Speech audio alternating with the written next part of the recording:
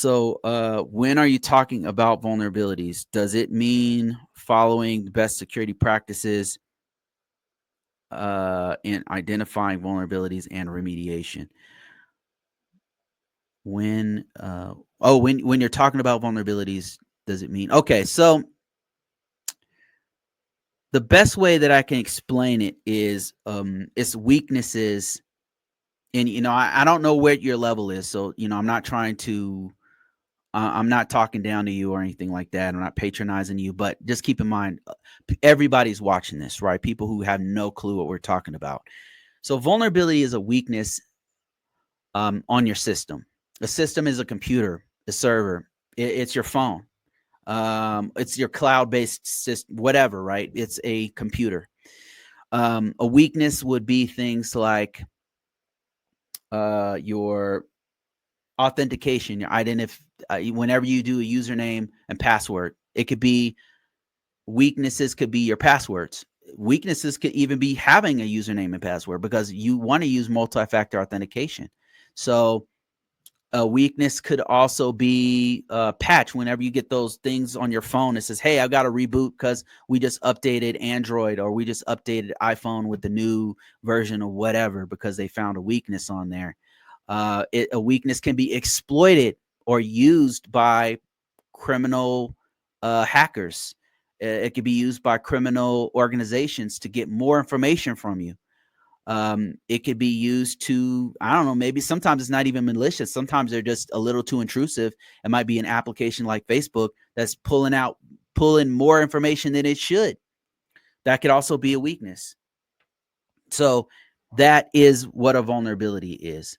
When we're talking about best security practices, it means what are we doing? What actions are we taking to minimize how much those weaknesses could hurt us? Things like with Facebook, what you could do is make it so that you're not putting your personally identifiable information on there. Taking it to forget about organizations. Let's talk about your life.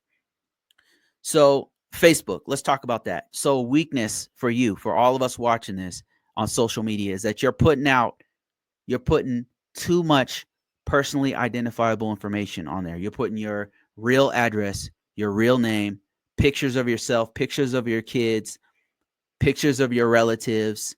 You're putting, God forbid, your real phone number, um, institutions that you work at, institutions where you live, everything, who, what, when, where, and why of your entire life is being put on Facebook, right? That is a huge weakness in your whole life that's coming from a platform, right? Organizations have the same issue where they're putting out all this information to advertise themselves or advertise a product. What's the weakness? The weakness is that someone could take that information and gather more information on you. They could gather more information. How? So let me show you how. I'm going to give you a demonstration live. So if you go to a site called Am I Pond? Okay. Have I been pond? Okay. I'm not going to do this live. I'm not going to put my own stuff on here live, but you could do this for yourself in your own, the privacy of your home. It's called haveibeenpond.com. You put in your email right here, put in your email and click this. You will see all the times your data has been breached. So what can a person do with this information? They can do quite a bit.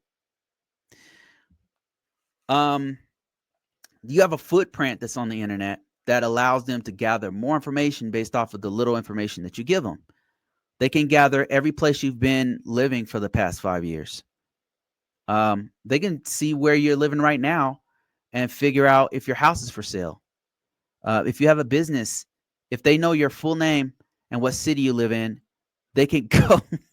I shouldn't even be saying this, but you can go to that city, type in their full name, and then you can figure out what's going on with because they don't protect this information. You can find more and more information. My point is they can find more and more information based off of these weaknesses that you put out there and exploit it. And then with your real name, knowing the name of your real husband and wife, they can contact you and say, hey, I know your wife or husband. They could do phishing attacks on you because it seems like this is a person who knows you, and gather more information. They could probably figure out what bank you go to, all that, and then get more and more information on you. Best security practices